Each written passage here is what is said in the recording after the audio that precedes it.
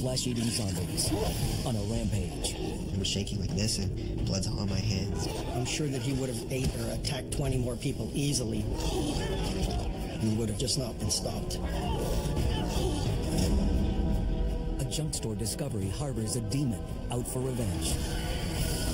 I felt as if somebody just taken a knife into me and just kind of started ripping it up through my chest. In 18 years of investigating the supernatural paranormal, I've never ran into anything like the big box. The mutant manimal next door. When I heard the howl, my mom said run, we just all started running. I'm running. I'm getting away from whatever this thing is. This isn't human. It was dogwood.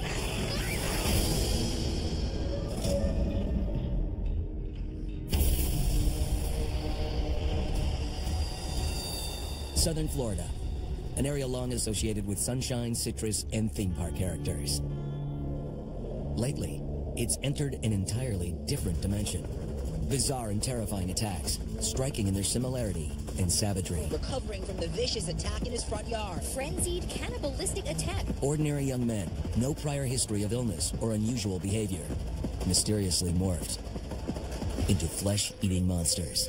I look back and I see he's coming, and I scream at my dad, telling him that there's someone trying to kill me or he's trying to bite my face. He was attacking my son and biting him in the face. I didn't know if it was real or a nightmare.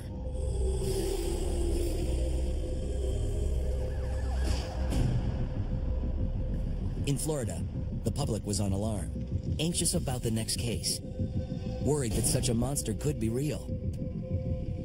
The hysteria was at such a fevered pitch, the Centers for Disease Control released a statement denying zombies exist. These South Florida cannibal attacks, they really are getting at the core of why zombies are so scary. This notion that you could be minding your own business, walking down the street, and someone would come attack you, begin to eat you while you were still alive. I mean, that's really at the core of what makes zombies so scary. Thanks to Hollywood, most people think of them as reanimated flesh eaters, godforsaken souls, neither dead nor alive. Night of the living dead. In fact, the zombie legend was born of Haitian voodoo and plantation slavery. The Haitian voodoo zombie is brought back to life through a drugging and religious belief and a magic ceremony. I drug you, you pass out, you appear to be dead. Everyone around says, look, you're dead. We bury you in a coffin under dirt. You wake up in the coffin several days later, and we dig you up, open up the coffin, and say, look, I brought you back to life, so now I own your soul. If it all sounds like folklore, consider a zombie case that occurred on the island of Haiti in 1962. Clairvius Narcisse arrived at the Albert Schweitzer Hospital with a fever. It's gonna be okay. His condition quickly worsened. Within 48 hours, he was dead. And there was a funeral the same day, and he was put in the ground and buried. 18 years later, Clairvius' sister, Angelina, was walking in her village when a familiar-looking man approached. She recognized her long-dead brother. He told her his tragic tale. How he had laid paralyzed in the hospital, heard the doctors pronounce him dead, felt the sheet pulled over his head, and listened as Angelina wept at his bedside. Then, he saw himself buried. Only his death was an evil trick. Someone who excels at the dark arts, the black magic, dug him out of the ground and then proceeded to use him for the next 15 years on the plantation.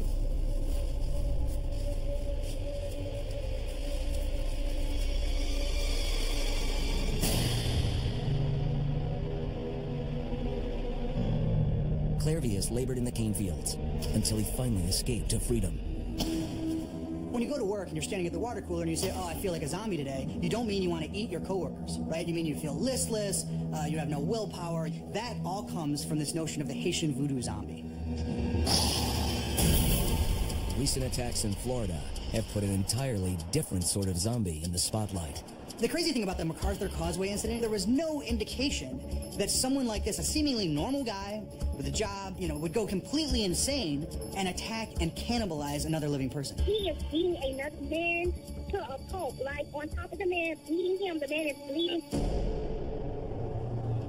May 26, 2012 started out an ordinary day for 31-year-old Rudy Eugene. What are you up to today? I'm going to a music festival down by the beach. You should definitely come with. It's going to be fun. It's not my thing.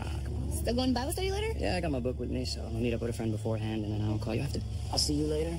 You be good. Rudy's girlfriend still can't understand what drove her boyfriend to be the monster he became that day. I have to talk to you about something, but I'm sure you won't understand. What are you talking about? I don't know. I'll give you a call later next time. Rudy? Rudy! His family would never see him again. He took his car. He planned to go spend a day on the beach. Apparently his car broke down. Hey, I was just giving you a call to let you know I'm going to be really late. According to official reports, after the call at 6:30 a.m., something unexplainable happened to Rudy Eugene. Something horrible. Hours later, he is observed crossing west on the MacArthur Causeway. Rudy Eugene was walking along the highway, completely incoherent and unaware of his own surroundings. He was confused. At some point, the confusion turned to naked rage. On an exit ramp, 65-year-old Ronald Popo, a homeless man, sat peacefully in the shade. Popo had survived on the streets for decades, but never faced anything like this. What happened next was so horrific, it makes the idea of a zombie seem undeniable. He tore off his own clothes and attacked this homeless man and continued to eat at his face like a snarling, feral beast. 911 calls poured in. Motorists driving by witness it. People riding their bikes past. They see what's going on. They can't believe their eyes. He is beating another man to a pulp, like on top of the man, beating him. The man is bleeding. He's going to kill that man, I promise you. 18 minutes into the face-eating attack, police arrived on the scene. They attempted to get Rudy Eugene to stop eating the man, and all Rudy Eugene did is look over at them and growl. They shot him once, didn't even stop him. They had to shoot him several more times, and finally they were able to kill him. The Miami Causeway incident was a singular moment in Florida. People in Miami were afraid this was the zombie apocalypse because it was maybe some zombie virus. A toxicology report on Rudy Eugene wouldn't come out for a month. In the meantime, fears about a zombie virus began to spread. The zombie sickness is really just a virus with legs and teeth. It's an infectious disease that's being transmitted through blood or infected bodily fluid, turning one person into a zombie and then another person. One zombie equals 10 zombies equals 10 million zombies, and that's really the danger of it. For now, there was only one zombie case. That would change. My brother sees him chasing me, tries to tackle him, and tries to stop him. It just wasn't like a regular human being. It was almost like he was like a zombie. I really thought I wasn't going to make it. Like, this was the last night I was going to have.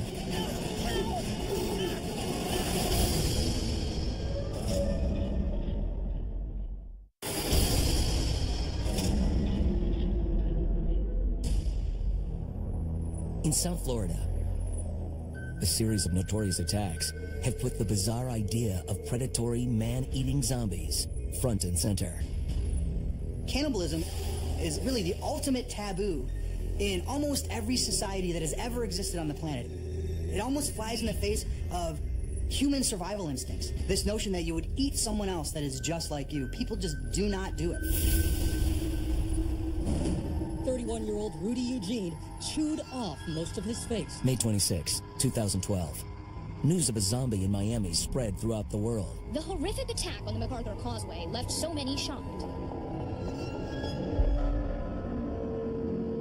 The rampage in Miami was so violent, many thought its source must be the dangerous synthetic street drug known as bath salts. We see bath salt psychotic breaks across the United States and the world, and often it includes the person stripping naked and running around and doing insane things. The results of Rudy Eugene's toxicology report were a complete surprise. They found no trace of bath salts, only a slight trace of marijuana, which would not explain his psychotic break. There's no explanation for it, and to this day, it's not really understood why that happened. As time went on, Eugene's case was dismissed as an unexplained, isolated event. Until recently.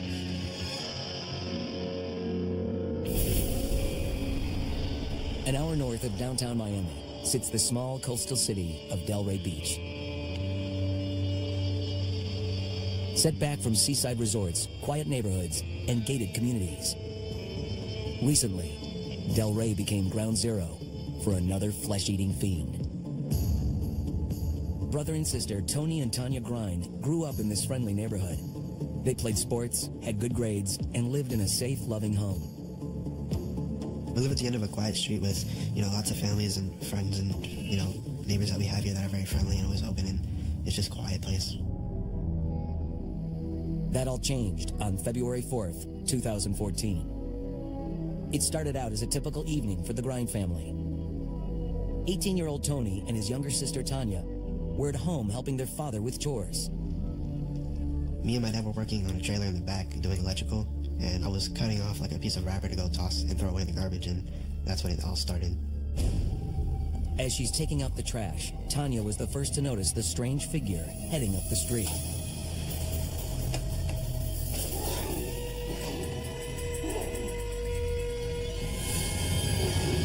He was naked and he was jogging. He was really tall and very muscled, almost like a linebacker on a football team. And he's jogging with his eyes really wide. He was looking directly at me, making eye contact with me.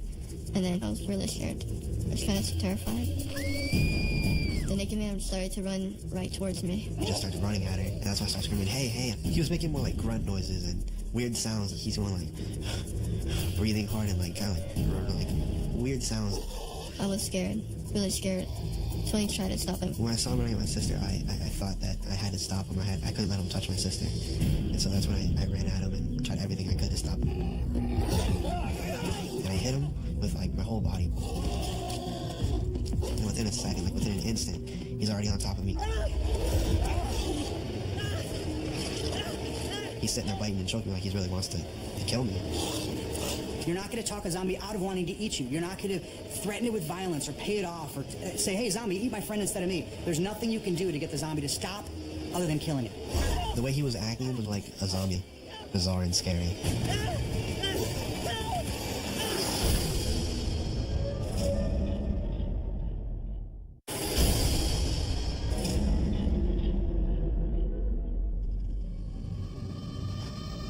In Florida in 2012, a notorious flesh-eating attack. Rumors circulated about a zombie virus. The Centers for Disease Control dismissed the fears, urging calm. Then, on February 4th, 2014, in Delray Beach, Florida, 18-year-old Tony Grind and his younger sister Tanya were taking out the trash. At the end of their driveway, when they passed through the automatic gate, all hell broke loose.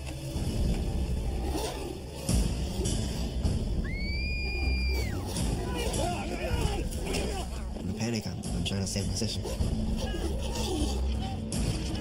At first I thought he was going to bite me and just leave, but he's sitting there biting and choking like he really wants to kill me. Because of his strength, the way he acted, his grunting, his noises, it just wasn't like a regular human being. Tony had nearly given up hope when he remembered the box cutter he was using earlier. I grabbed my box cutter and I just started stabbing him in the face 3 or 4 times. When I stabbed him, he didn't flinch, he didn't feel it, didn't faze him. It was almost as if he was invincible.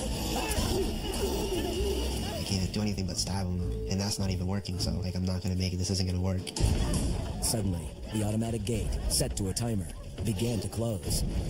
And it pins me, and it pushes the guy off of me, so then I'm pinned, I can't fight, I can't do anything. He's gonna get me for sure, and I start screaming for help. All of a sudden, my daughter came running, screaming that there's a naked man in the front yard trying to rape her and stuff. When I ran to the end of the driveway and I saw him, he was attacking my son and biting him in the face. I didn't know if it was real or a nightmare. I really wanted to back off and run, but I couldn't. I had to protect my son. So I punched the man, I punched him in the face, but it didn't seem to faze him. Hits him, just one good punch. And I guess like the guy, he didn't really register it. His eyes were sort of, it looked like in a trance. The zombie backed off and mysteriously changed course. I was dumbfounded in the beginning. I didn't know what to do, but then I said I better follow him to find out where he goes. I gotta keep after him so he doesn't get away. And in the meantime, I was running as fast as I possibly could. I'm completely out of breath. But the zombie man seemed to have superhuman speed and stamina. By the time Mario caught up to his son's attacker, the police had him cornered. It was a frantic face-off.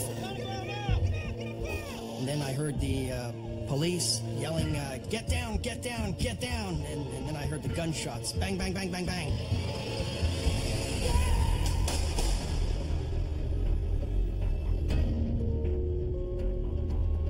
I absolutely believe that he would have attacked at least 20 more people. It did not appear that he was ready to stop. The MacArthur Causeway cannibal. An autopsy performed on the Delray attacker, Ennis and Joseph, found no evidence of drugs or other substances to explain his violent behavior.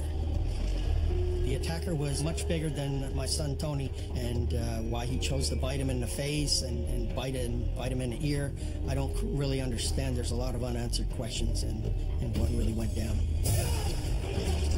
The notion that there could be a disease out there could be an infection, there could be something that turns your loved ones, that turns your neighbors into raving maniacs that want to attack and kill you and turn you into one of it, that freaks me out. That keeps me awake at night. And so I figured, hey, I'll overcome my fear, right? Face your fear and overcome it. Unfortunately, that was 10 years ago, and I'm more afraid of zombies than I ever have been.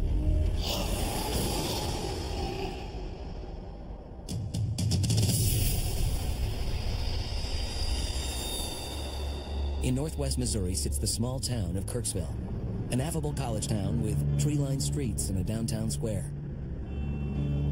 Kirksville is sensible and safe, a place to put down roots, raise a family. All this might be at risk now that something wicked has made its way to Kirksville. An old wooden box holding a very dark secret. So where does this thing come from, anyway? I don't know, I think it came from somewhere overseas. One of the things I noticed is putting my hands on the box, it felt with your eyes closed as if it just turned to liquid. I do believe that the Dybbuk box, for whatever reason, I think it came after me, and I just hope its lesson is over, because it's been a really tough one. The Dybbuk is a very powerful demon, and they do cause trouble if they're unleashed. The old wooden box that arrived in Kirksville is by many accounts the dwelling place of a very unusual monster.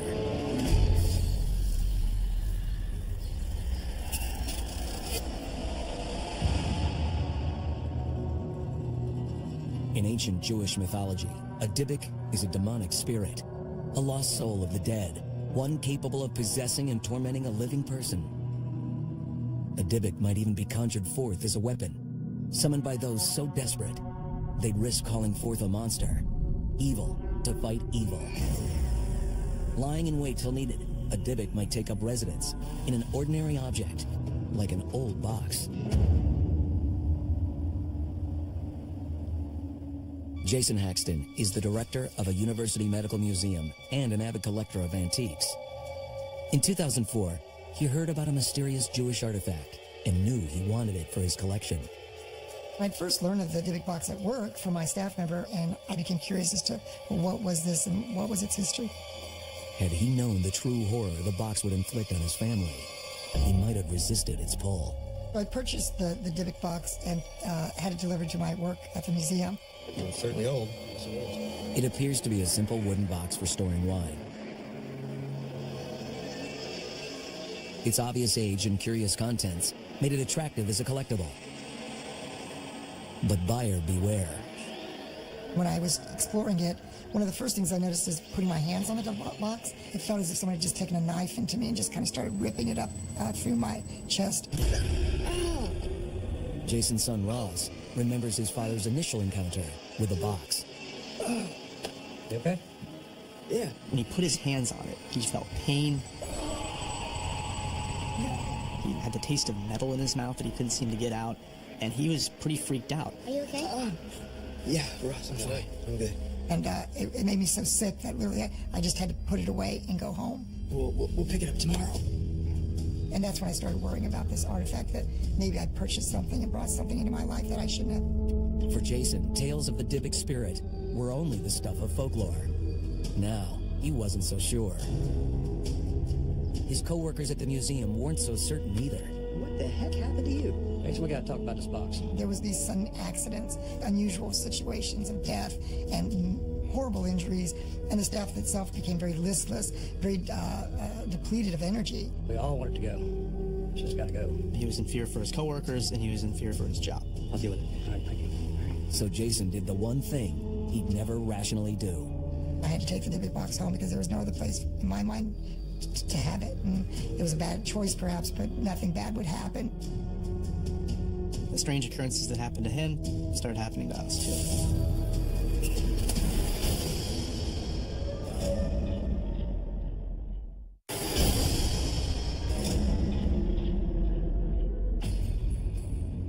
A Dybbuk is an ancient Jewish monster called into the world to do one thing: seek revenge. In 2004, Jason Haxton, a museum director in Kirksville, Missouri, bought a wine cabinet online. He soon became convinced the box was harboring a Dybbuk. One day, my dad comes home with the Dybbuk box, and as soon as he brings it into the house, strange things start to happen.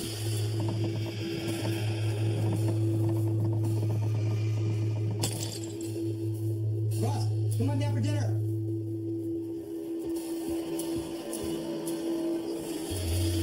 We had strange smells start to pervade our house. The horrible smell of cat piss, followed by the smell of jasmine flowers, would just suddenly pervade a whole area that would completely go away. And we had no real explanation for this.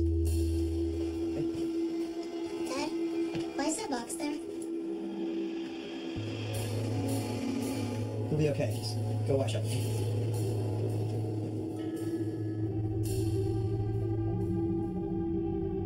We'd have strange physical occurrences like light bulbs just burning out all at once. Strange apparitions, black fire would appear around areas that were near to the box, and it would burn in the air. Just when she wasn't here. Look, the guys were a little upset. I didn't have a lot of options. Today we had to go. Well, if the guys were upset. Look, it's my responsibility. I was the one that bought it. I was the one that brought it here, so I felt obligated. And my dad tried to explain this unnatural phenomenon initially, but there was no explaining some of this stuff. At first, the family was merely spooked. Then, the real terror set in. Jason's physical health deteriorated at an alarming rate.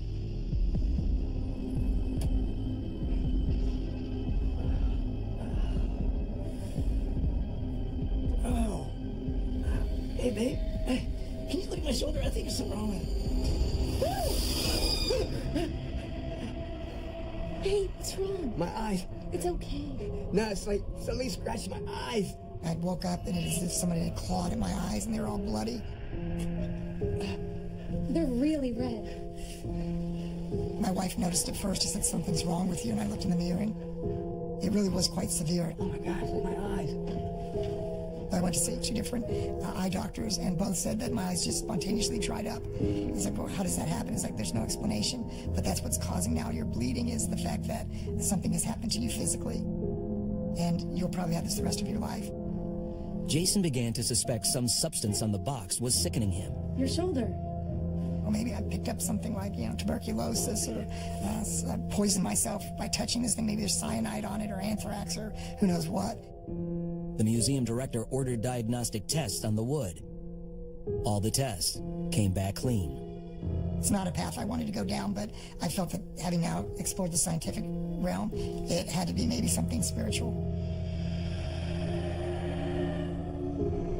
I think my breaking point with the box was when I first ventured down to the basement in our house. We had the box down there because we didn't know what else to do with it. When I descended the steps, turned on the light, I see all these little insects just gathered around the box. And they seemed to be basking in it. I thought it was the scariest thing I'd ever seen. With all this turmoil, Jason needed to understand the box, and quickly. He dug into the past and uncovered its remarkable history. In the late 1930s, in pre-war Poland, Hitler's plan for world domination was getting underway. Nazi sympathizers terrorized Jews and other minorities. A small group of Jewish women took it upon themselves to act. In trying to protect themselves from all the evils of the Holocaust, they contacted the spiritual world and created this box to trap this entity. They attempted to summon a Dybbuk to fight for them, We're doing this. pitting evil against evil. They were so desperate, they risked unleashing a malicious monster, so powerful, it could not be controlled.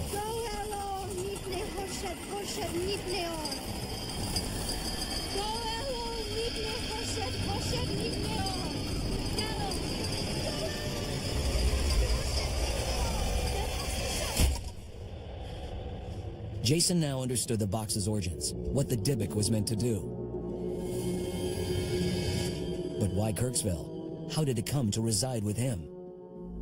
If this was a box that was prayed to understand the Holocaust, it made no sense to me why it would be in Kirksville, Missouri, an area that is so removed from World War II and the Holocaust. What he unearthed was astonishing. I believe that Kirksville is ground zero for the Holocaust because of a Kirksville resident named Harry Hamilton Laughlin. In the 1920s, Harry Laughlin, a biologist educated in Kirksville, Missouri, developed a plan for compulsory sterilization. A scheme to use the new science of genetics to weed out so-called undesirables. Immigrants, the homeless, the blind, and the deaf. Laughlin's dangerous ideas found fertile soil in Nazi Germany, taking root among Hitler's radical extermination practices. Laughlin himself died in obscurity, buried in Kirksville. A footnote in the genocide he helped spawn. He was buried in a grave and forgotten, meaning that the truth of what he did would never be out there. Could the Dybbuk have tracked this Holocaust evil and followed Laughlin to Kirksville? Unfortunately, it was Jason Haxton who had the Dybbuk on his hands. Perhaps burying the box would put things to rest. Could it be a coincidence on the day that we put it in the ground opens up? Yet it made no sense. We buried the box. It was out to bury us.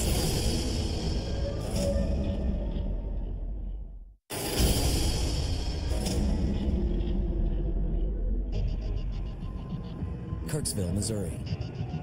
After the Haxton family took ownership of an antique Hebrew artifact, all manner of misery ensued. The penalty for possessing the Dybbuk box. Jason Haxton consulted a rabbi who told him that to make the box inert, he must lay it to rest in a ritual way.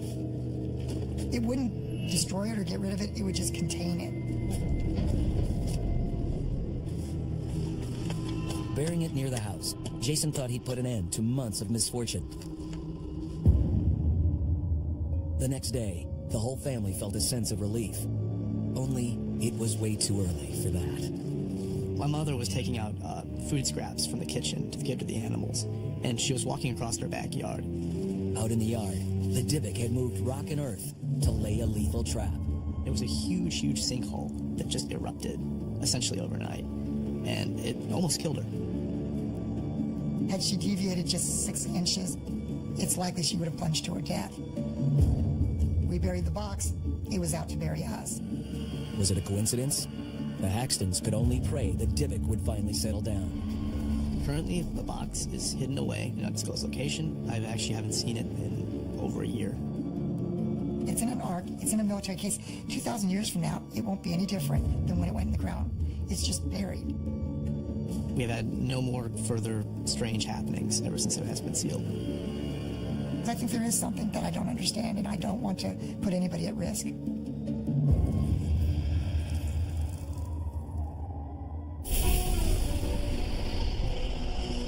In northwestern Pennsylvania, the Shenango River snakes through sloping grasslands and wooded hills. To generations of Pennsylvania farmers, this was a bit of heaven on earth. Then, a wretched beast made itself known. An appalling mixture of mutt and man. When I heard the howl, I was scared because I didn't know what it was. It almost had a human voice to it.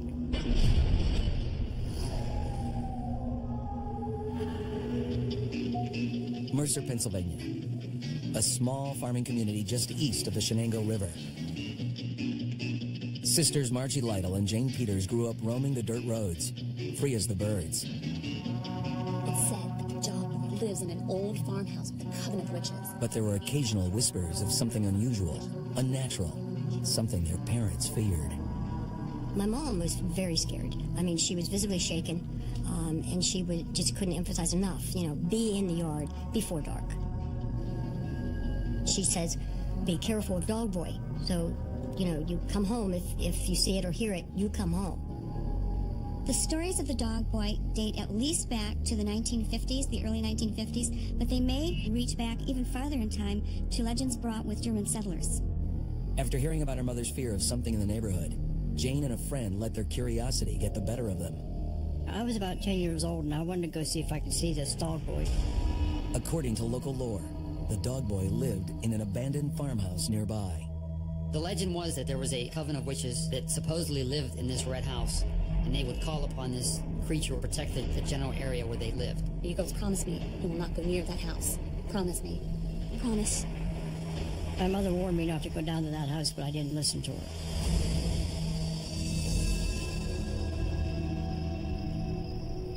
That's the house. I wanted to know what it was. Should we go?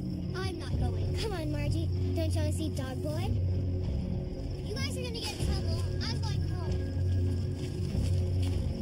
We were coming down the road, and just as we looked over at the house, and this Dog Boy was sitting about 10 feet from the house. And when we saw him, he saw us too. And he had dark hair all over his face, all over his body, 3 to 4 feet tall. And he had a blue shirt and a pair of blue shorts on. He was completely covered in dark hair. That's the Dog Boy. You really couldn't tell what he was. I mean, it was like he was a human, but he had hair all over him, but yet he resembled a dog. And when he'd run like he was gonna try to hide, kind of hunched over, and he was fast. I mean, he was right behind that house before we could even blink an eye. The girls had laid eyes on the legendary Dog Boy. Their paths would cross again. And that hand came around. It's not a boy, it's not a dog, it's both. It's both.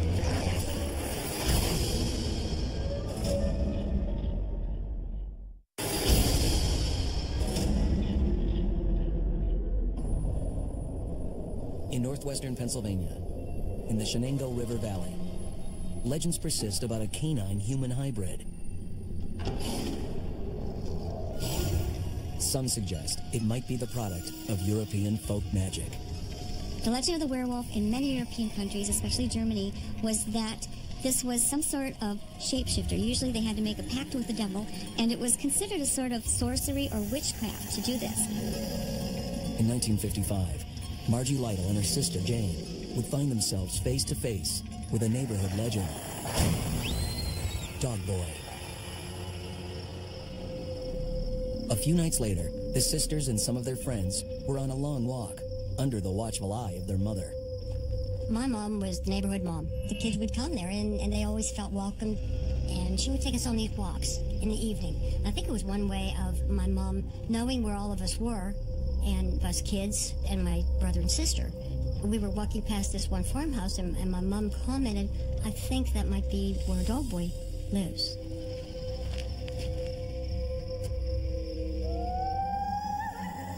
It was almost like a wolf's howl, but on the end of it was like a screech. That's odd. It was just odd. It was so high-pitched that it just sent chills through my body. We all looked at each other and says, what was that? I don't know what this is.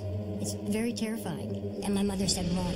When I heard the howl and my mom said, run, we just all started running. I was, quite short, so I'm lagging behind. I look back briefly, and I see this creature. I turned back around. I continued running. 9-year-old Margie is no match for the creature's speed. In a matter of seconds, the beast had caught her. Up on his hind leg and grabbed my hand. I screamed, and that hand came around like almost like cloven, and I'm screaming and trying to shake it, and I couldn't shake away from it because it was stronger than I was. It's got me. This is it. This thing is going to drag me off somewhere, and I'm going to die. This thing is real. It does exist. It wants me. It's got me. My mother grabs my other arm and yanks me. At that moment, it lost its grip, and then it ran back the way it came, down on all fours. We ran until we couldn't run anymore. It was very desolate there, no houses, there's nothing there. Is this thing going to come back? Is it going to try to get us again? And my mother said, stay together. Let's all stay together, and let's just get home. It was one of the scariest, horrifying experiences I've ever had. Just absolute fear. Just fear.